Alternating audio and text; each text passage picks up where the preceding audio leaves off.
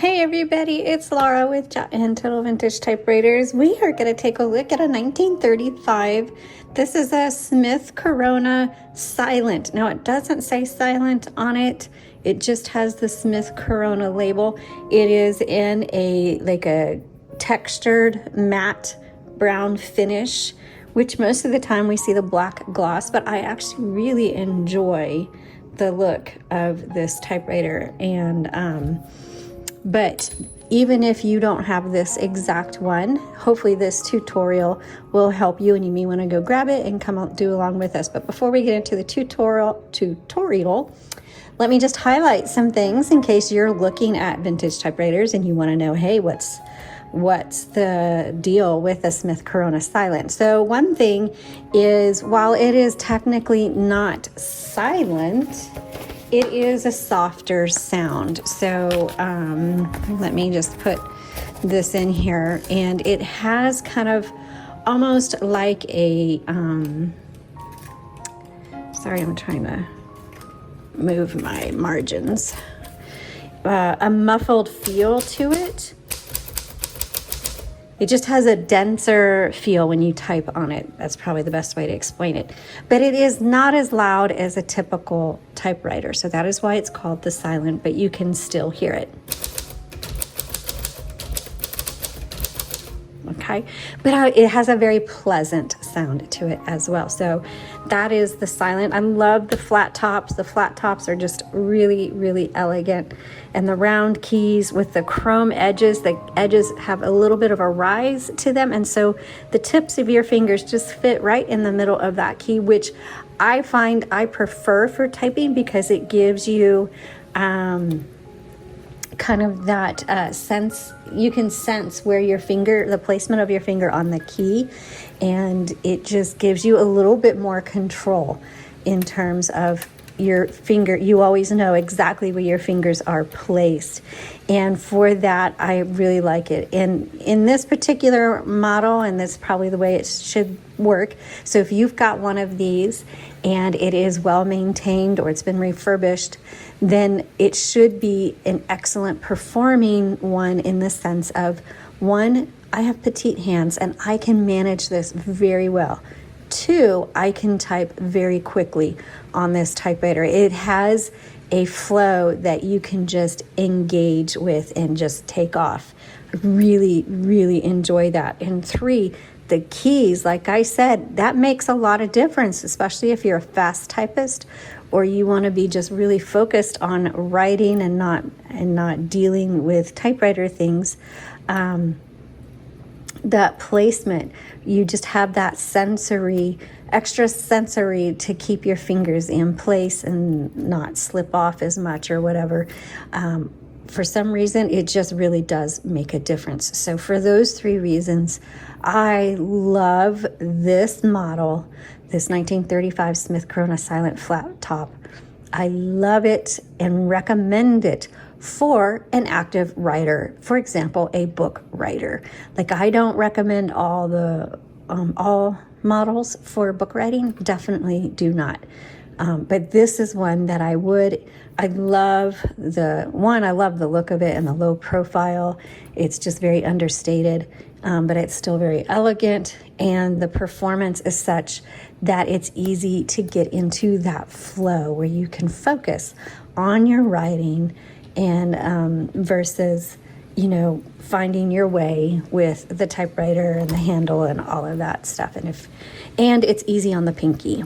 So this is one of the early versions of the floating shift, where you're shifting only the escapement and you're not lifting the carriage. And if you don't think that doesn't make a difference, try typing a half or a full page nonstop and tell me how your pinky feels afterwards.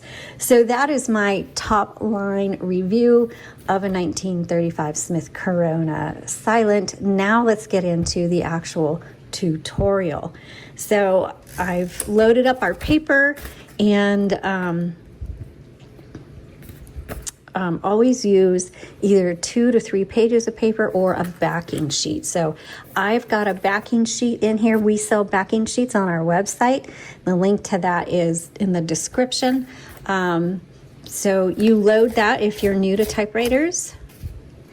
So you can flip this back plate forward. Here is your margins, and you just press and drag and to set your margins wherever you want them to be. And also right here is a, that is your kind of like your paper guide. So if you're doing a smaller paper and you want to make sure maybe you're doing multiple pages and you want to make sure you're loading each page exactly the same way so that your margins are exactly the same, you just use that paper guide.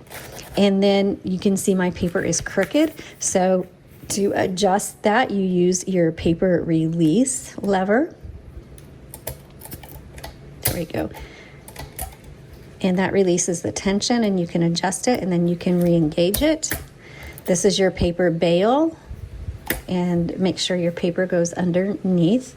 Your carriage release is two very tiny levers. Normally they're really big, but these are really tiny. They're here, there's one here, and it's this one here. And you can use either one or both. You just, once you press that in, the carriage will naturally pull to the left side. If it doesn't, that means your drawband is broken and you need to find a repair person near you. So, okay, once we've got our paper loaded and you can move your carriage around, you've got your margins set, you can go over here and make sure your line spacing is what you want it. So right now I have it on single space, but if I go over here, I can make it double. So now it's double. And that doesn't have a triple. So this just has single and double. And if you are loading, let me make sure that I know. No, I'm trying to find the release lever. I think it's this one, but mine's not working. So this should release the platen. This is your roller is also called the platen. Oh, and that roller feels really good. And a typewriter this old, sometimes those platens get like super like concrete hard, and that makes it really hard for typing. And you should use definitely thicker paper or 3 pieces of paper, but this one feels amazing. I'm so happy with it. But when you turn this handle, you'll hear it click, and that's clicking every line. Sometimes you want to go like in between, and there should be a lever right here that releases the platen. Mine is not working, or I'm using the wrong one, but I don't see any other lever that would be that place. So I suspect this is it. Okay, now we're going to look under the hood. I'm going to move the carriage to the left, and we're going to pop this open. And inside you'll see the metal spools, and this is your vibrator. This is where you thread your ribbon through. If you have your original spools, hang on to those. If you want fresh ribbon on it, you can send us one side of your spool to us. We'll roll it with fresh ribbon and then return it to you. If you need spools, this will take a universal ribbon, and we do have those on our website as well. This is your typing basket and your type bars. And this, when you hit the keys, this is what's going to strike your paper.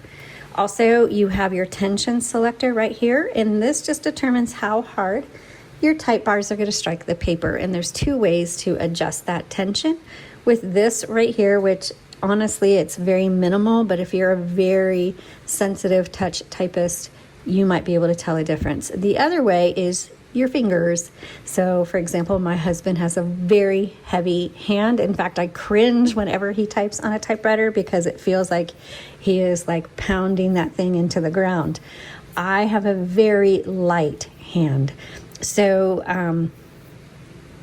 our imprints are actually, our typing will look different on the same typewriter because of how the tension that we use when typing, and our experience will be different. To change out your ribbon, you just lift these up and out. I'm not going to take it out completely because it's very messy, and 2, I don't like threading typewriter ribbon. It's messy. I'm not going to glorify it in any way. It's not exactly easy and it's messy. But you want to thread it through this little guide wire here. It's going to come up and around and underneath. And then you thread it through the vibrator, and I'm going to lift up the typewriter here in a second for you.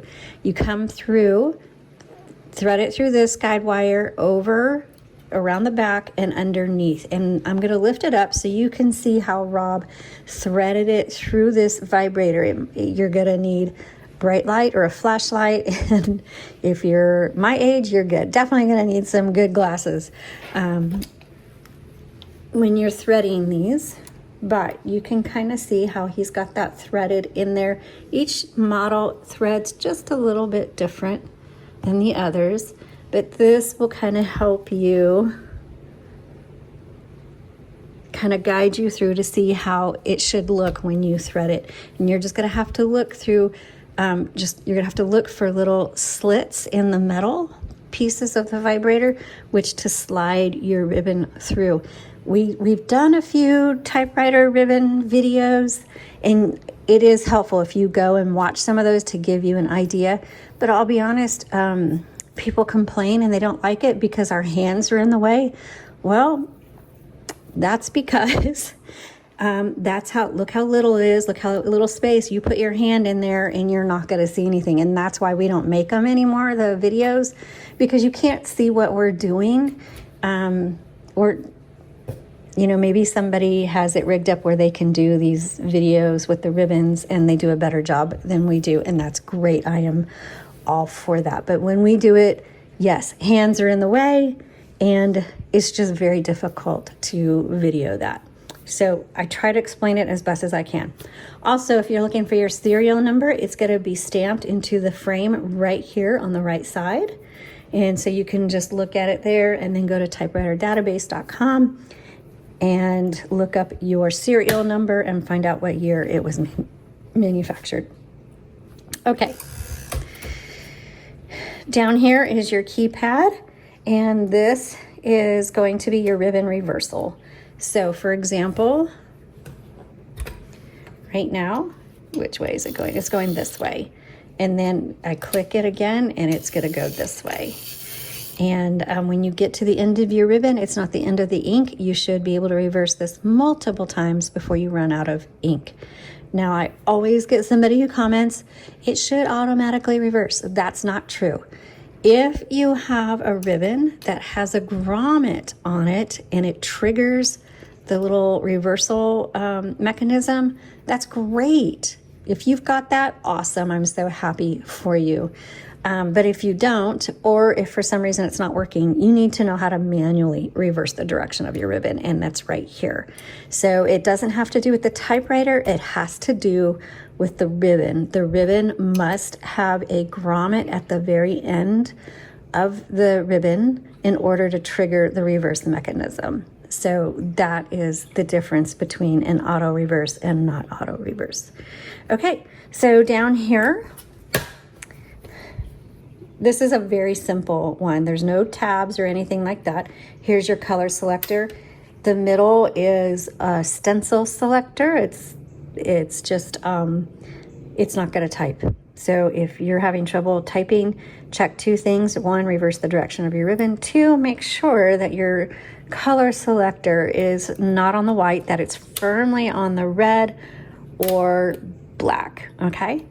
And then here, oh, this one does have a tab, so I wonder if it has preset tabs. So this one has preset tabs. You have your shift lock, and then to release it, you just press down on shift again. And then you have your margin release, your backspace right here. Backspace does not erase, but when you make a mistake, and you will, you can X through that line, through that, cross through it, whatever you wanna do, or type over it, but that's what the backspace is for. And then the margin release, here's your bell. Okay, that bell goes off when you get to the end of your right margin. So I am going to move that over, and we are going to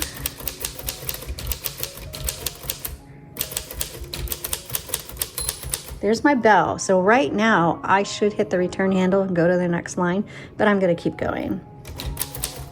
Okay, so it's going to stop on me. I can't type anymore. So margin release. And now I can finish either my word or my thought and then go to the next line. And that's what that is for. So I hope you found this helpful and useful. Thank you so much for watching.